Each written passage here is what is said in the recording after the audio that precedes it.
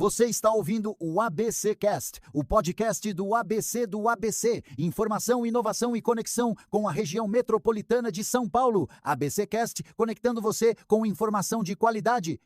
Fala, pessoal da ABC e toda a região metropolitana de São Paulo. Hoje é terça-feira, dia 30 de junho. Último dia do mês, hein? A gente já tá entrando em julho e já pode sair das festas juninas para ir pra festa julina, que pra mim nunca é demais.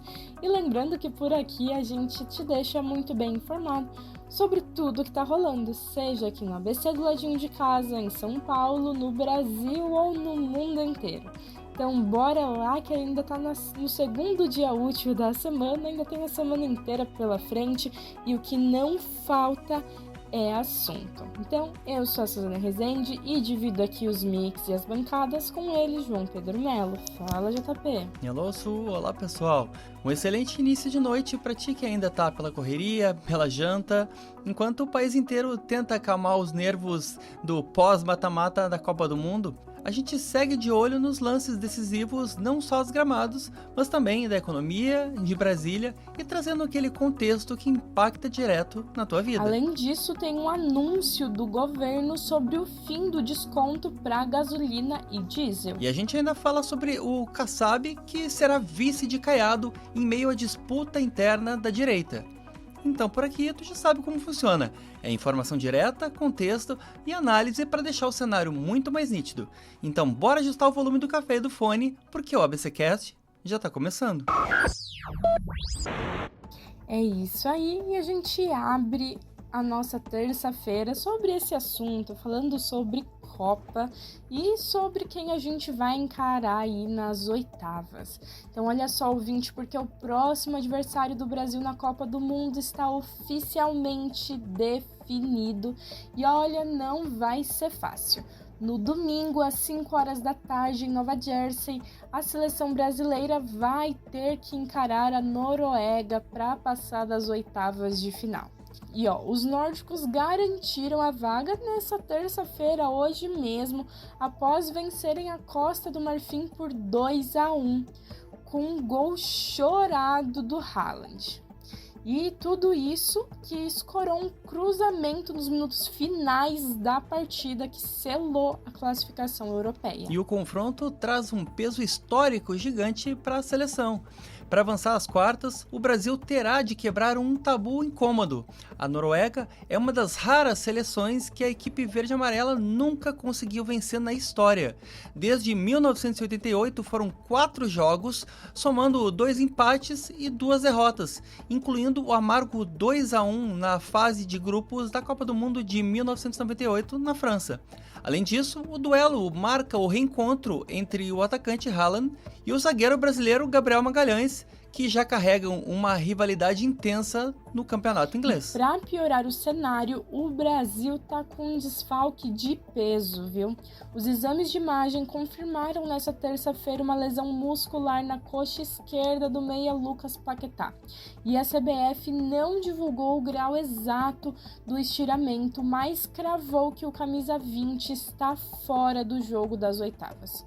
E o jogador já iniciou um protocolo de tratamento intensivo, permanecendo integrado ao grupo na esperança de recuperação, caso o Brasil avance no torneio. E com a baixa confirmada, o técnico Carlo Ancelotti tem um verdadeiro quebra-cabeça tático para resolver até domingo.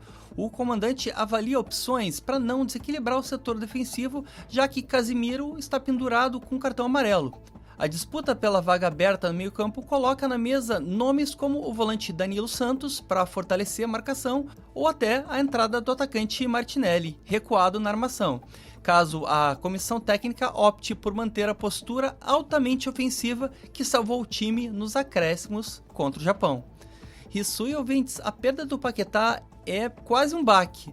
Mas é nessas horas que a gente já demonstrou, o coletivo precisa sim continuar se sobressaindo a individualidade. O Ancelotti deve ter muita cautela para não cair na armadilha do desespero e encher o time de atacante com o Endrick ou o Cunha ao mesmo tempo, deixando um buraco no meio campo contra o adversário físico como é a Noruega. O futebol moderno exige consistência e muito equilíbrio. Então, apostar na moderação com a entrada do Danilo pode sim, talvez, garantir a solidez necessária para que o Vini Júnior e o Ryan brilhem lá na frente sem sobrecarregar a zaga lá atrás. É isso aí. E além desse desfalque, o que a gente precisa se preocupar na Noruega é a questão do Haaland, né? A gente sabe que ele é uma máquina, ele tem 2 metros de altura, consegue pular quase a mesma altura que ele. E olha, eu posso garantir que esse domingo que não vai faltar são fortes emoções. Vai ser um jogaço, mas JP, ouvinte, eu ainda acredito no Hexa, tá? E agora vamos para o nosso giro de notícias, iniciando pelo Fundo Social, que está oferecendo cursos gratuitos em Diadema. Olha só, o programa Caminho da Capacitação está na cidade de Diadema até o dia 8 de julho, oferecendo cursos gratuitos de cuidador de idosos, planificação e açougue. E tem opções de turmas nos períodos da manhã, tarde e noite. Mas olha só, as vagas são voltadas para maiores de 18 anos e o preenchimento é por ordem de chegada. As aulas de planificação acontecem na carreta que está estacionada na Praça da Moça, na região central. Já se você quer as turmas de cuidador de idosos, as aulas estão na Praça da Cidadania, na Avenida Afonso Monteiro da Cruz, número 1580, no bairro Serraria. E as inscrições devem ser feitas pelo telefone do Fundo Social, do número, anotem aí, 4092-5340. E se você quiser mais detalhes sobre os cursos, sobre cargas horárias, tudo isso pode ser acessado pelo site oficial Caminho da Capacitação, capacitação sem nenhum tipo de acentuação, .sp.gov.br. E para quem busca recolocação imediata, a Prefeitura de Mogi das Cruzes abriu um processo seletivo com mais de 1.300 vagas de emprego em diversas áreas de atuação. Tem oportunidade para auxiliar de manutenção, eletricista, motorista, gerente de produção e muito mais.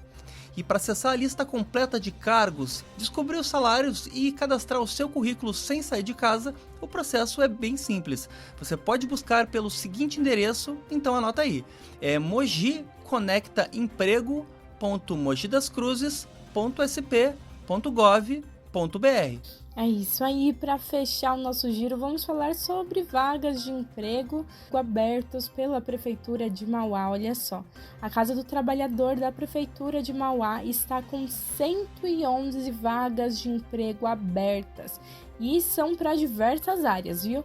Tem comércio, serviços e até mesmo o setor administrativo. Tem oportunidade para atendente, motorista, operador de caixa, pedreiro e muito mais. E tudo isso incluindo vagas exclusivas para pessoas com deficiência. E também para quem não tem nenhuma experiência e está em busca aí do primeiro emprego. Se você ficou interessado, você pode comparecer presencialmente na Casa do Trabalhador, que fica na rua Jundiaí, número 63, no bairro da Matriz. O atendimento acontece de segunda a sexta-feira, das 8 às 17, das 8 da manhã às 5 da tarde, e é preciso levar RG, CPF e carteira de trabalho. E também é sempre bom levar um currículo atualizado em mãos. Se você quiser conferir a lista completa de oportunidades, você consegue ver no site sistemas.mauá.sp.gov.br. E assim, a gente encerra o nosso giro de notícias com cursos gratuitos em Diadema, vagas de emprego em Mogi das Cruzes e oportunidades pela Casa do Trabalhador em Mauá. E se tu quiser conferir em detalhes as histórias que a gente contou por aqui, basta acessar o nosso site oficial, que é o abcdoabc.com.br. É isso aí. E agora, voltando ao nosso noticiário, vamos falar sobre os subsídios que o governo estava dando aí no diesel e na gasolina. Olha só, ouvinte, a equipe econômica do governo federal convocou a imprensa na tarde de hoje para anunciar o início de uma redução gradual nas subvenções aplicadas aos combustíveis em todo o país. O detalhamento das medidas foi feito pelo ministro da Fazenda, Dario Durigan, em conjunto com o Ministério do Planejamento e a Agência Nacional do Petróleo. E a iniciativa afeta diretamente as políticas de preços que vinham segurando o valor do diesel, da gasolina e do gás de cozinha nas refinarias. E para a gente entender o cenário, essas medidas de contenção haviam sido adotadas às pressas em meados de março como uma ferramenta de emergência para blindar o mercado interno da escalada mundial do preço do petróleo, que disparou durante os conflitos envolvendo o Irã.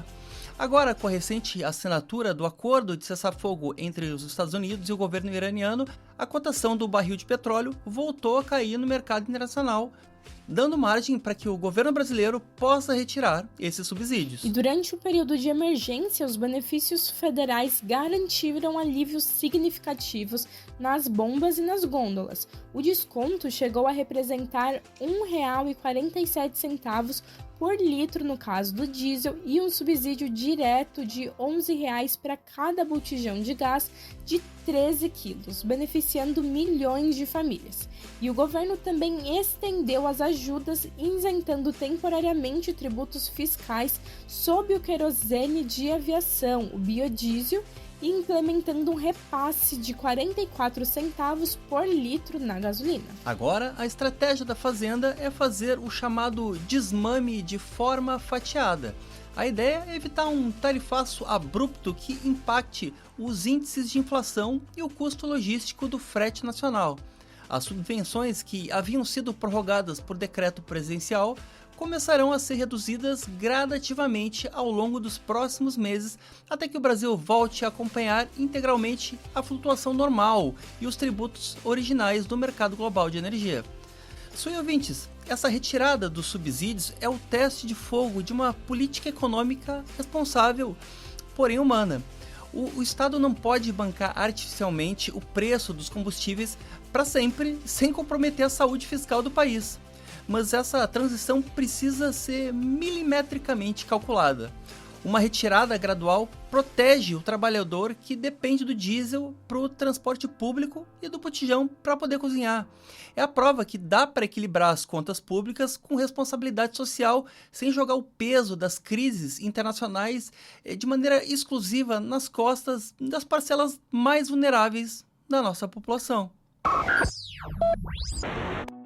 E agora vamos falar sobre o Kassab sendo vice de Caiado. Olha só, porque a gente está chegando perto das eleições presidenciais de 2026.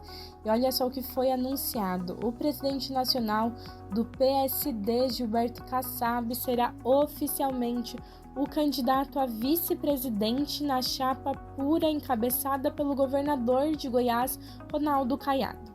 E a oficialização da aliança acontece nesta quarta-feira em Brasília.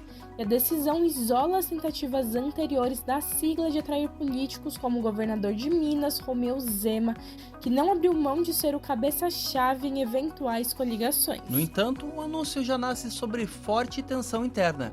4 dos 6 governadores do PSD informaram que não irão comparecer ao evento de lançamento da chapa em Brasília, incluindo nomes de peso como Eduardo Leite, do Rio Grande do Sul, e Ratinho Júnior, do Paraná. A ausência escancara as dificuldades de Caiado em unificar o próprio partido, uma vez que diversas lideranças estaduais preferem manter alianças com o governo Lula ou com o bloco de Flávio Bolsonaro, esvaziando o palanque nacional do goiano. E tentando projetar uma imagem de foco e gestão, Caiado minimizou as rachaduras e aproveitou a coletiva de imprensa para se distanciar da guerra civil que tomou conta do Partido Liberal.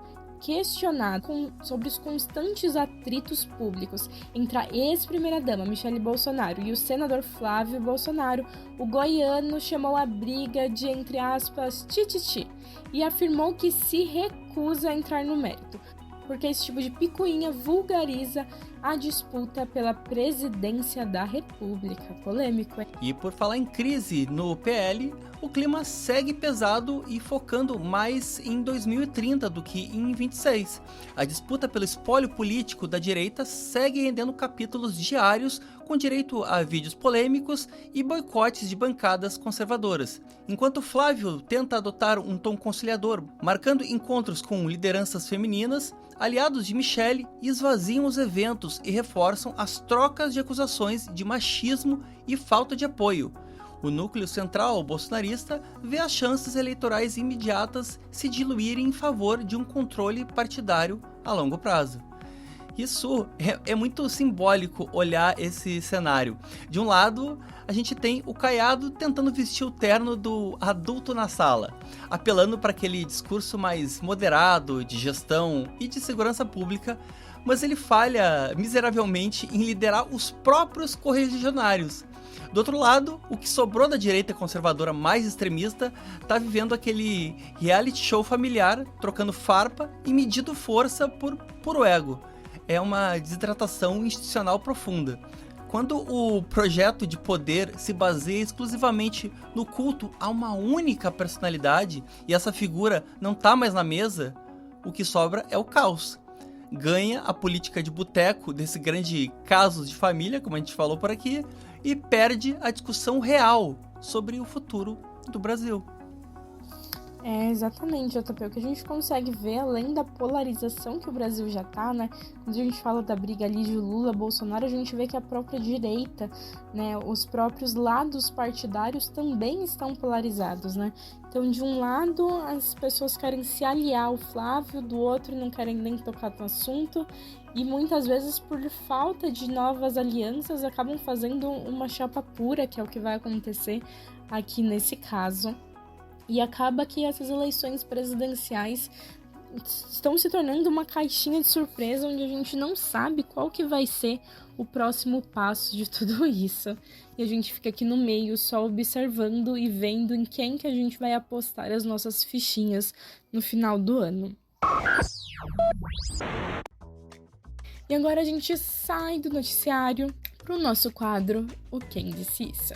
Aqui nesse momento que a gente traz uma frase daquelas para você tentar adivinhar se já ouviu isso antes e quem disse isso, como diz o nome do quadro, se foi um autor ou uma autora. Então, JP, qual que é a frase de hoje? A frase de hoje é bem sensível e poética, mas tem aquele peso sociológico absurdo sua. Então, ouve só.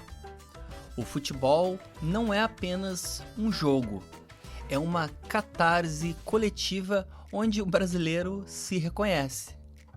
Repetindo, o futebol não é apenas um jogo. É uma catarse coletiva onde o brasileiro se reconhece. E é isso.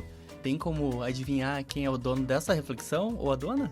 Ah, JP, olha, essa daqui realmente tem um peso enorme, ainda mais quando a gente fala em um ano de Copa, não é mesmo? Mas eu acho que é um pouquinho difícil, então eu vou direto ao ponto.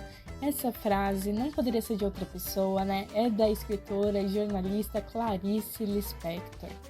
É isso. E ela foi cirúrgica, porque essa catarse faz total sentido quando a gente olha pro desenho dos noticiários de hoje mesmo. Quando a política ferve com essas disputas de ego e rachas internos que visam o poder e o trabalhador fazendo as contas com a redução de subsídio nos combustíveis, é ali, na expectativa de um Brasil e Noruega de domingo, que a nação encontra o seu respiro. O futebol acaba virando a nossa válvula de escape num país onde a rotina, puxa vida, já é muito dura, né? E como o nosso compromisso aqui é com o jornalismo de credibilidade, a gente vibra nos 90 minutos, mas não tira o olho do lance da economia em Brasília, entregando a realidade para que a nossa audiência nunca perca o domínio do jogo da própria vida. Real não é, Su? Com certeza, JP. E como ele mesmo disse, se você gosta de se manter bem informado e quer nos acompanhar por aqui de segunda a sexta-feira, ou acompanhar os nossos outros produtos como o Cine ABC Metrópole para os amantes de cinema, e o ABC Cast Conexões, que é o nosso MesaCast, que traz sempre convidados imperdíveis, saiba que nós estamos disponíveis em todas as plataformas. É no YouTube, Deezer, Spotify, Amazon Music e Apple Podcast. Basta você acessar a sua preferida e dar o play. E claro, se esse episódio fez algum sentido para você, compartilha com alguém que também gosta de se manter muito bem informado, sem enrolação. E ó, não esquece, manda tua opinião pra gente. Pode ser crítica, ideia, sugestão ou aquela pauta que só você reparou pelo caminho. A gente adora trocar essa ideia contigo, então aproveita para seguir a gente lá no Instagram. É o ABC do ABC, _oficial, porque, puxa, tu tá mais do que avisado, a nossa conversa não termina por aqui. É isso aí, e além de tudo isso, a gente ainda tem um site que, olha, ele é imperdível. Então, se você gosta de informação muito bem apurada, informação correta e a todo momento, acesse abcdoabc.com.br, que ele é o site perfeito para você. E antes de fechar, a gente sempre deixa aquele nosso abraço para você que ainda tá pela correria no início da noite, preparando a janta e aproveitando em casa aquela pausa merecida. Pra gente é uma honra ter a companhia da audiência de vocês desse lado do fone. Amanhã a gente tá de volta com mais notícia, contexto e café passado. E claro, naquele mesmo compromisso de sempre, seguir juntos com firmeza e leveza. Então, tchau, tchau e até a próxima. Tchau, tchau. Esse podcast é uma produção do portal ABC do ABC. Apresentação: Suzana Rezende e João Pedro Melo. Edição: Rodrigo Rodrigues. Roteiro: João Pedro Melo. Direção de conteúdo: Tiago Quirino. E direção geral: Alex Faria.